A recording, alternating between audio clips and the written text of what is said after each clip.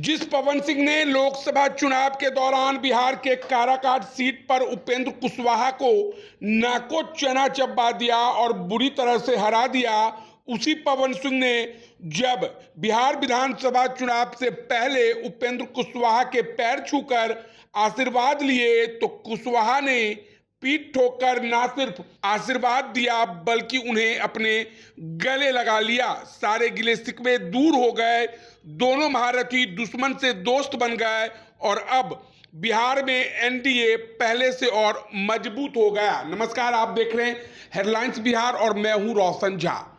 पवन Singh power star, Bhojpuri film के hero और गायक पवन सिंह एक बार फिर से बीजेपी में शामिल हो चुके हैं। बिहार बीजेपी के प्रभारी विनोद तावड़े ने ट्वीट करते हुए लिखा है कि पवन सिंह बीजेपी में थे और रहेंगे। अर्थात काराकाट लोकसभा चुनाव में बागी होने के बाद और अपने ही गठबंधन के घटक दल के शीर्ष नेता उपेंद्र कुशवाहा को हराने के बावजूद पवन सिंह की वापसी एनडीए में एक बार फिर हो चुकी है। हालांकि यह वापसी उतनी आसान नहीं थी।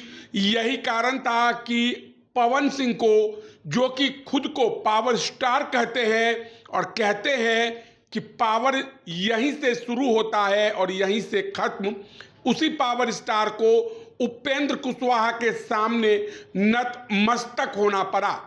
पवन सिंह कई महीनों से बीजेपी में शामिल होने को लेकर प्रयास कर रहे थे, बीजेपी के बड़े बड़े नेताओं से मिल रहे थे, लेकिन उपेंद्र कुशवाहा की नाराजगी के कारण उनकी एंट्री बीजेपी में नहीं हो पा रही थी और काफी जद्दोजहद के बाद उपेंद्र कुशवाहा पवन सिंह से मिलने को तैयार हुए। जी हां, आज दिल्ली में पवन सिंह उपेंद्र कुशवाहा की एक मुलाकात हुई है जिसमें बिहार बीजेपी के प्रभारी विनोद तावड़े, ऋतुराज सिन्हा सहित बीजेपी के बड़े बड़े नेता उपस्थित थे। और जैसे ही इस मुलाकात को लेकर फोटो और वीडियो सोशल मीडिया में सामने आया, वैसे ही इस बात को लेकर पुष्टि हो गई कि पवन सिंह या तो आरा विधानसभा सीट से चुनाव लड़ेंगे या भोजपुर जिला के किसी एक विधानसभा सीट से चुनाव लड़ेंगे।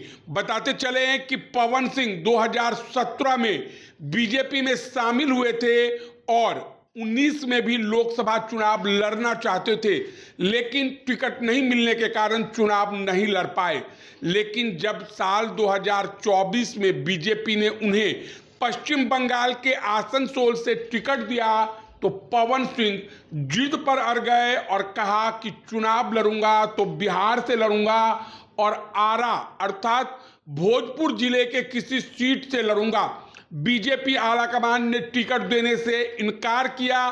पवन सिंह बगावत पर उतरे और परिणाम हुआ कि काराकाट में उपेंद्र कुशवाहा हार गए। अगर हम लोकसभा चुनाव की बात करें तो पवन सिंह निर्दलीय चुनावी मैदान में उतरे थे, लेकिन उनके पीछे लाखों लोगों की भीड़ थी, लाखों समर्थक थे। तो पहले एक परिणाम देखते हैं कि काराकाट चुनाव के दौरान किस उम्मीदवार को कितने वोट मिले और बगावत करने के बावजूद भी पवन सिंह को बीजेपी ने बीजेपी में शामिल क्यों करवाया। तो काराकाट लोकसभा सीट पर राजा राम सिंह, जो कि जीतकर सांसद बने, उन्हें कुल 3,80,581 वोट आए। पवन सिंह निर्दलीय चुनाव में खड़े थे, उन्हें 2,74,723 वोट आए और उपेंद्र कुशवाहा को 2,69,765 वोट आए। यानी एनडीए के तमाम बड़े नेताओं ने चुनाव प्रचार प्रसार करने के बाद जितने वोट प्राप्त किए और उपेंद्र कुशवाहा को जितने वोट मिले, उससे ज्यादा वोट पवन सिंह को मिला था। और पवन सिंह की लड़ाई के कारण ही सीपीआईएम के राजा राम सिंह चुनाव जीत गए 1,05,858 वोट से।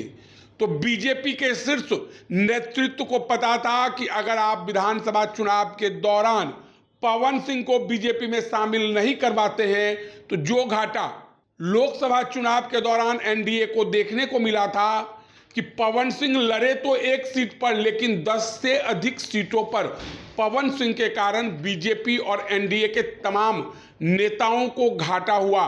तो एनडीए के शीर्ष नेतृत्व नहीं चाहते थे कि विधानसभा चुनाव में भी पवन सिंह के कारण कोई घाटा हो। तो अब देखना दिलचस्प होगा कि पवन सिंह बीजेपी में शामिल हो चुके हैं और किस सीट से चुनाव लड़ते हैं। तो बहरहाल इस वीडियो में इतना ही। आप क्या सोचते हैं हमें कमेंट करके बताएं। धन्यवाद।